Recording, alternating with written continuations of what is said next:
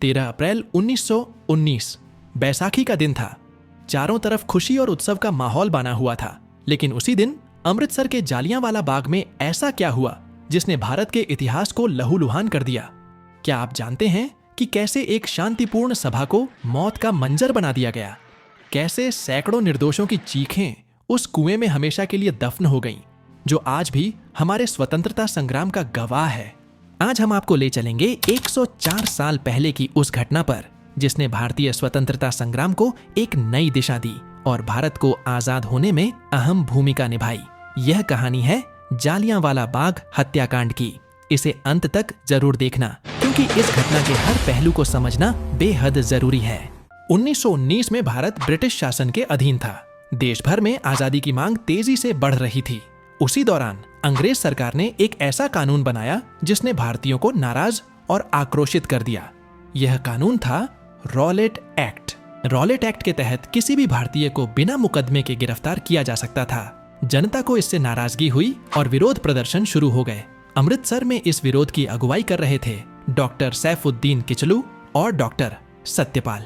लेकिन अंग्रेज सरकार ने इन्हें गिरफ्तार कर लिया और जनता की आवाज को दबाने की कोशिश की। 13 अप्रैल 1919 बैसाखी का पर्व था। हजारों लोग जालियांवाला बाग में एकत्र हुए थे। कुछ त्योहार मनाने आए थे तो कुछ अंग्रेजों के खिलाफ शांतिपूर्ण सभा का हिस्सा बनने के लिए। लेकिन किसी को अंदाजा नहीं था कि इस बाग में उनकी जिंदगी का आखिरी दिन होने वाला है। अमृतसर में बढ़ते विरोध और नेताओं की गिरफ्तारी के बाद शहर में तनाव का माहौल था। 12 अप्रैल 1919 की शाम ब्रिटिश अधिकारियों को खबर मिली कि अगले दिन जालियांवाला बाग में एक बड़ी सभा होने वाली है। यह जानकारी अंग्रेज खुफिया विभाग को उनके जासूसों और स्थानीय अधिकारियों से मिली। जनरल डायर को बताया गया कि यह सभा रॉलेट एक्ट के खिलाफ हो रही है और यह उनकी सत्ता के लिए खतरा बन सकती है।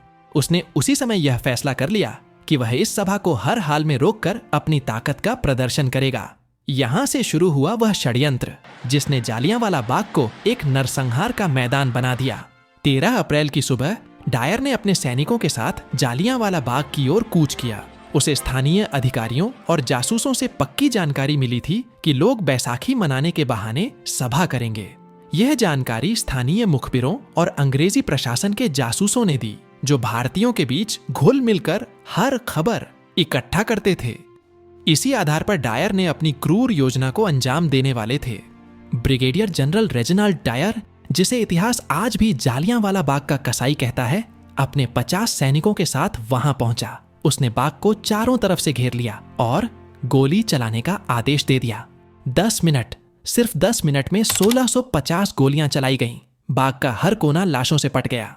लोग जान बचाने के लिए कुएं में कूद गए, लेकिन मौत वहां भी उनका पीछा कर रही थी। क्योंकि कुआं में कूद को गए, लेकिन भीड़ इतनी थी कि पूरा कुआं लाशों से भर गई। सरकारी आंकड़े कहते हैं कि 379 लोग मारे गए, लेकिन असल संख्या 1000 से भी ज्यादा थी। यह इतिहास का सबसे क्रूर नरसंहार था।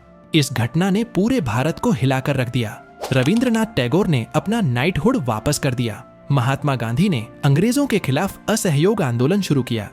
यह घटना भारतीय स्वतंत्रता संग्राम का टर्निंग पॉइंट बन गई। उसके बाद जनरल डायर को भारत से हटाया गया, लेकिन उसे कभी सजा नहीं मिली। ब्रिटिश संसद में भी उसे शांति का रक्षक कहकर बचाने की कोशिश की गई।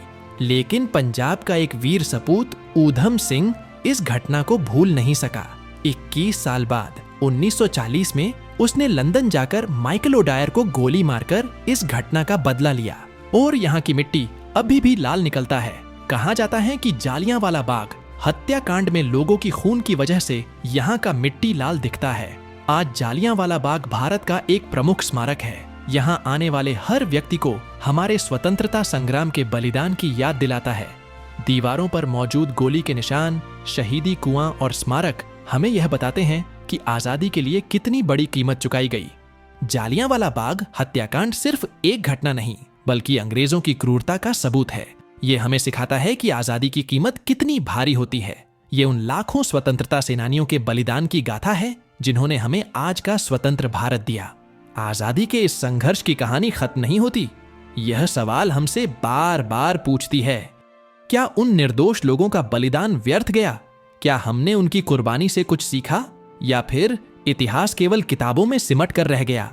जालियांवाला बाग के खून से सने वो निशान आज भी गवाह हैं कि हमारी आजादी की नींव कितनी दर्द और संघर्ष से भरी थी। जब भी आप स्वतंत्रता के अधिकार का उपयोग करें, उन शहीदों को याद जरूर करें जिनकी कुर्बानी ने इसे संभव बनाया। तो अगली बार जब आप जालियांवाला बाग जाएं, उस मिट्टी को महसूस करें जिसने आजादी के लिए हजारों निर्दोषों का खून बहते देखा है। ये वीडियो कैसा लगा कमेंट करके जरूर बताना और लाइक और सब्सक्राइब करना मत भूलना।